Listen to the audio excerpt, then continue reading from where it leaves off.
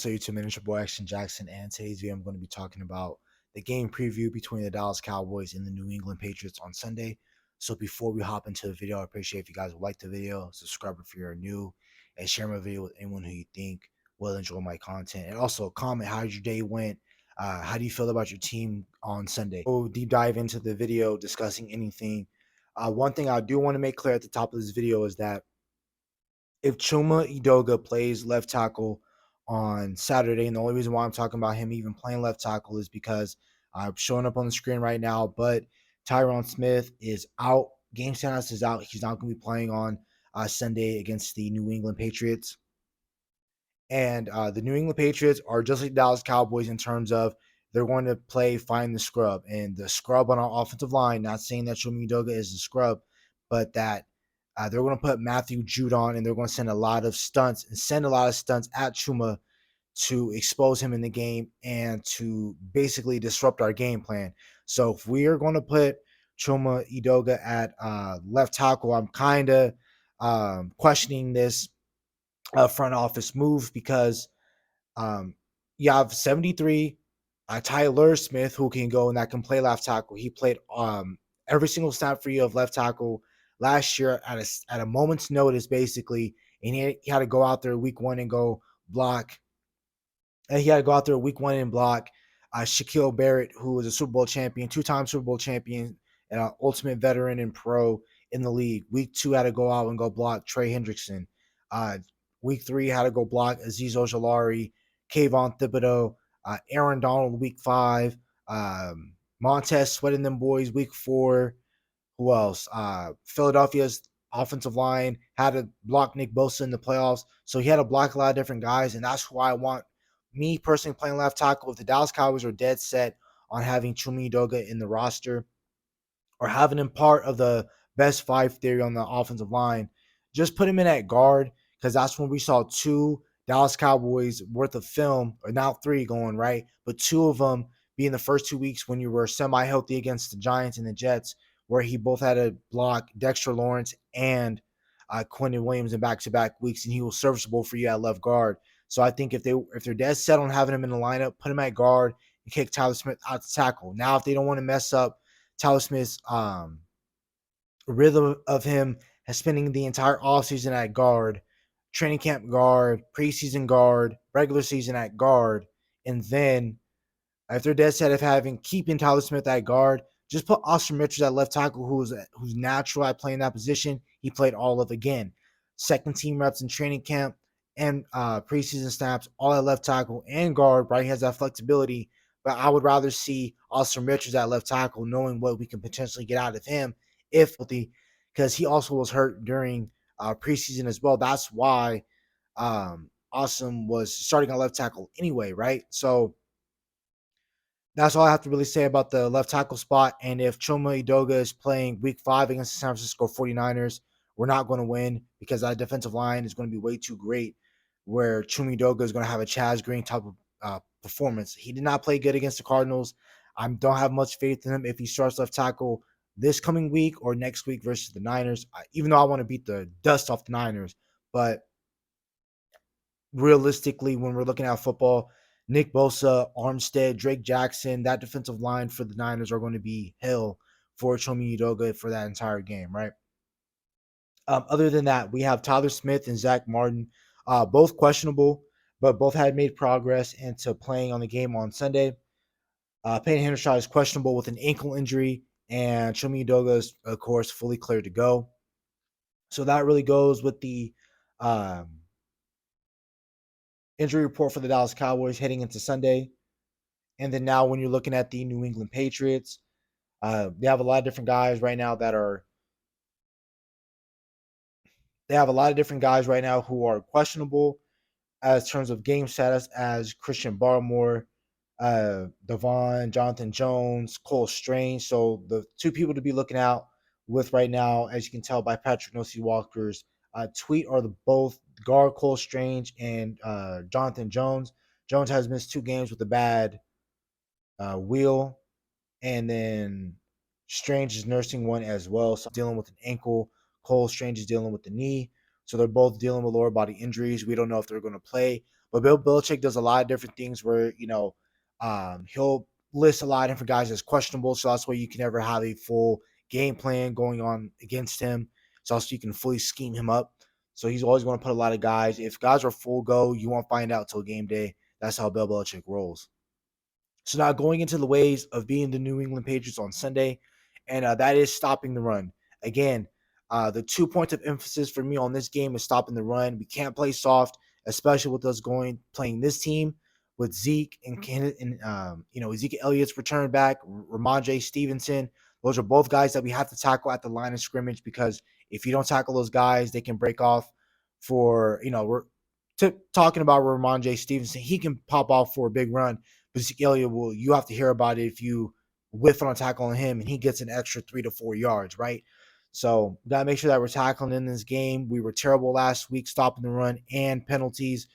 The goal for penalties this week is less than 5, because last week we had 13, and stopping the run is very important because Bill Belichick will attack your weaknesses, and our weakness right now that has been shown on film has been stopping the run.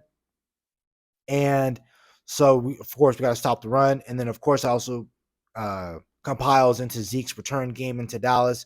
I heard that we are going to honor him. Pretty sure it's just going to be a video and, of Dallas Cowboys congratulating him on what he did for Dallas Cowboys, things of that nature. People are saying Ring of Honor. It makes no sense for him to be in the Ring of Honor, especially since he hasn't retired.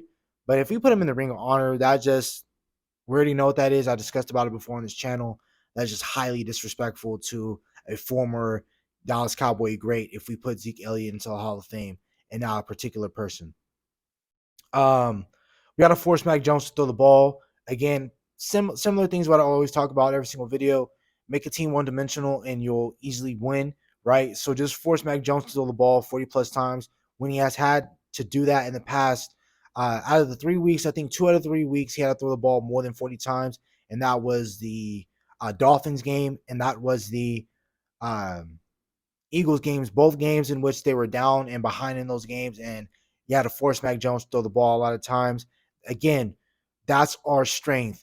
We're gonna have to force you to, once we eliminate the run, then that's when Micah, D-Law, also Zua, which I believe he will eat in this game, Mozzie Smith, Jonathan Hankins, and our rotational defensive line guys will eat, because all we have to worry about is pinning our ears back and we don't have to worry about the run.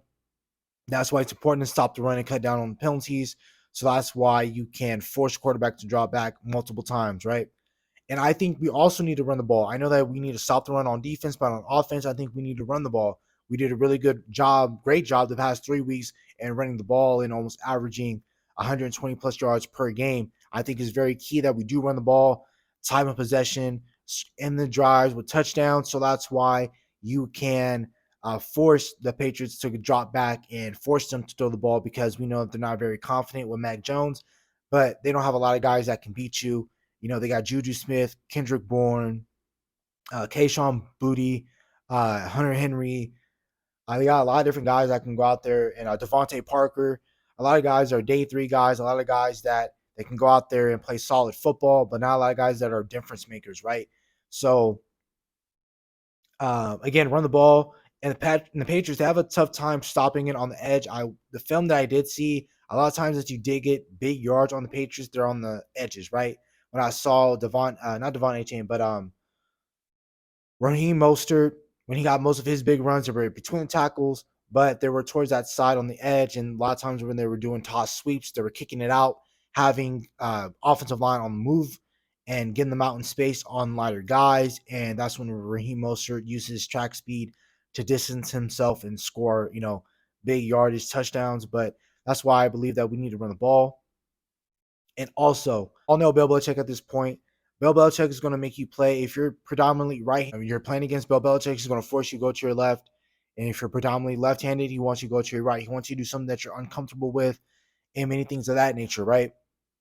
And the reason why Michael Gallup is going to have to be a featured player in this game, because I still feel like CeeDee Lamb and Brandon Cooks are going to have solid days, because I don't think, even though for my pick I have Christian Gonzalez as a steal the first day, but not only that, I have him as defensive rookie of the year. I just think it's going to be very tough for him to guard a guy like CeeDee Lamb.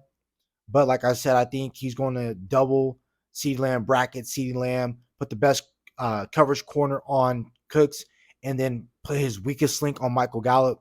And that's where I think, and that's why I was happy that Michael Gallup got one of the few bright spots from the Arizona game was that Michael Gallup had a pretty nice day, and he had a resurgence of coming back, letting people know that he is back and that he is no longer a slouch, right? And that don't try to replace him with Jalen Tolbert or don't try to trade him for another receiver in this league.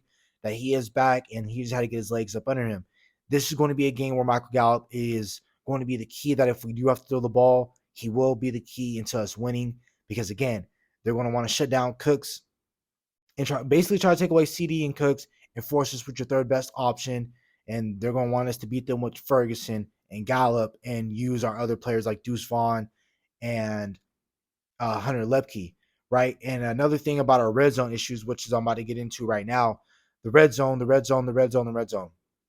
If you have Tyler Biadasz and Zach Martin playing, that is better, right? Because last week you were missing 60% of your starting offensive line.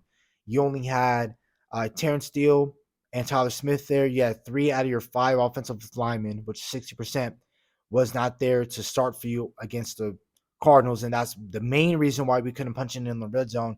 Because, yeah, red zone, it was a problem in the Giants and the Jets game, but it wasn't too much of a problem because of other things that we were doing. But we had Zach Martin in both of those games. We had Tyron Smith in both of those games. We had Terrence Steele for both of those games. We had Tyler Biadasz. So we need Tyler Biadasz and Zach Martin to both be full goals. If not Biadasz, I need Martin to go. And if not Martin, I need Biadasz to go, right? So I need that to happen. And the Patriots, they are 22nd ranked in the red zone. Hopefully the offensive line is healthy, which I was just talking about. Because if they are healthy, we'll be fine in the red zone. Dak Prescott, again, go back to getting the ball out of your hands quickly. Again, I believe we're going to be able to do that and also take care of the ball. Not that, your pick costed us in the game because we were already down. And I don't know why we were running the ball towards the red area with that very little time left to go on the clock that we just all of a sudden decided to basically bleed the clock on ourselves. And the Cardinals didn't really have to do too much when they got the ball back. And that's about it for the video. Again, stop the run. Bill Belichick likes to attack your weaknesses, and it is Ezekiel Elliott's return game. Jones to draw back 40 plus times. Run the ball. They wasn't able to stop the run against the Dolphins, who look like the best team and the best offense in the league. But with our offensive line, we have a better offensive line than the Dolphins. I think we can run the ball better than what they could on that Sunday night. Michael Gallup is the game. He's going to be that guy who's going to take over in this game because they will try to take away CD and Cooks. Hopefully that isn't the case. But if the Cowboys go conservative, Gallup needs to go off. Dak Prescott needs to get the ball quickly out of his hands, take care of the ball, no turnovers. He's been really clean with the football. I don't really care what happened at the end of that Cardinals game. The red zone game, we need to get going. Pats are ranked 22nd in that area. Hopefully the offensive line is healthy. Again, we can't be missing 60% of our offensive line going into NFL games, period, no matter who we play. And then we got to cut down on the penalties. The goal for this game is less than 5. That's about it for the video. Hope you guys have a nice day. Stay safe, stay blessed. Bye.